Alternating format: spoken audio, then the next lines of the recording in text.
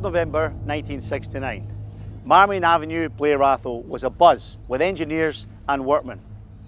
The media crammed into Sylvia Little's kitchen as she eagerly awaited to become the first house in the street, and indeed in Adelaide, to receive natural gas. Gas that had been extracted from beneath South Australia's desert sands and transported 800 kilometres by pipeline. This was a moment in history, the realisation of a dream, that the desert could yield up its riches and bring a new era of prosperity to South Australia. Something that may not have occurred to Mrs. Sylvia Little that morning as she served up her breakfast of fried eggs.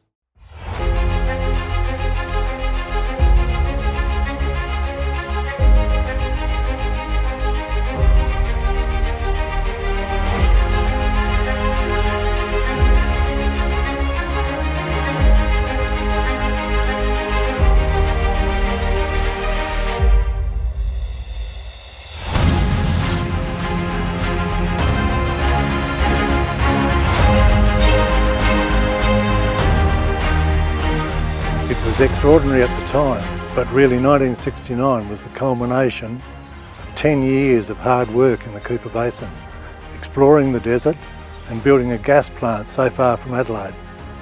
It was fantastic because the gas coming to Adelaide signified that after all the years of expenditure, some revenue would be coming in and the company could start to grow on its own right.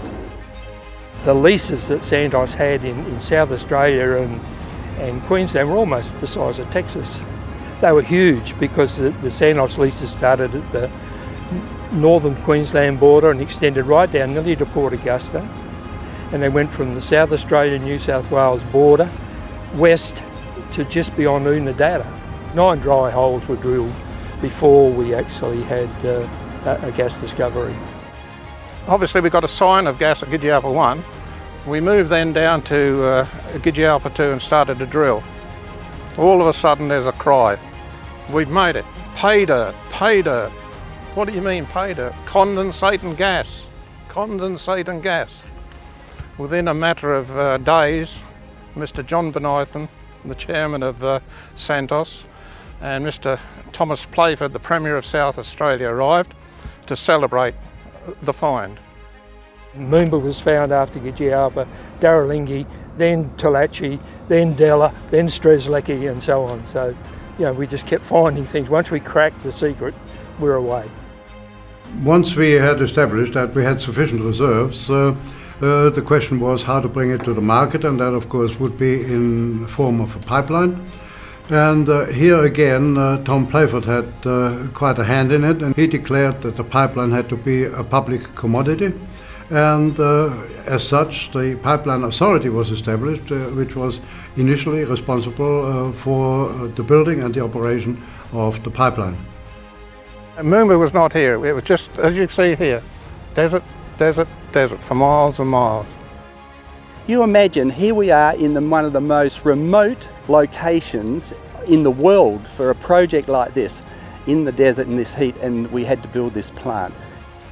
Well, coming up here in a light aircraft and landing on a dirt airstrip, you could just feel a real pioneer atmosphere up here with the accommodations not like we have today. We were no ensuite bathrooms, no TV. We just had a movie theatre. They showed a movie now and again.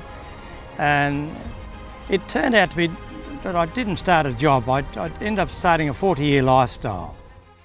In fact, first gas in the Moomba plant was the start of an enormous growth phase for Santos. Exploration and drilling activity ramped up, gas discoveries and oil discoveries were made. The liquids project was constructed with a pipeline and plant at Port Benython, and pipelines were constructed to the east coast of Australia, which opened up the eastern seaboard gas market to Santos. In the 1960s, we South Australians were really excited about the prospect of natural gas coming to Adelaide. Main example of this was the Torrens Island Power Station, which originally had been designed to take oil or coal. It was converted to take natural gas and has proved to be a reliable, really reliable supplier of electricity, largely as a result.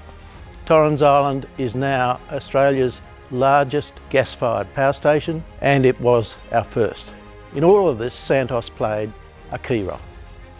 We've really seen some incredible innovation over the past 50 years at Santos.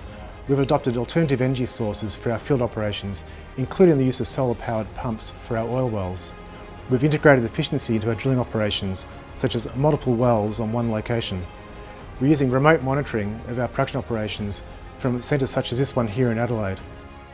More than 50 years of production is not just about the oil and the gas that we produce at Santos.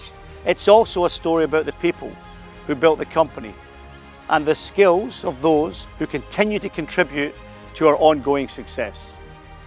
Well, I started in the Queensland coal seam gas business as a graduate and heard about the opportunity to come here to Moomba. It came highly recommended from a number of people, so I decided to take up the challenge. I see a great future here in Moomba. It's definitely the heart of Santos as well, so glad to be here. Moomba and the Cooper Basin remain at the core of Australia's onshore gas industry. An investment in our foundation asset continues at record levels, and pleasingly, production is growing again.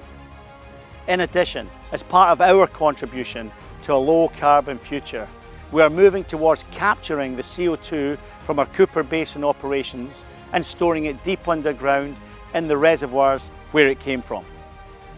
Santos may be 65 years old this year. However, far from being ready for retirement, we're looking forward to a new and exciting era for both Santos and the Cooper Basin.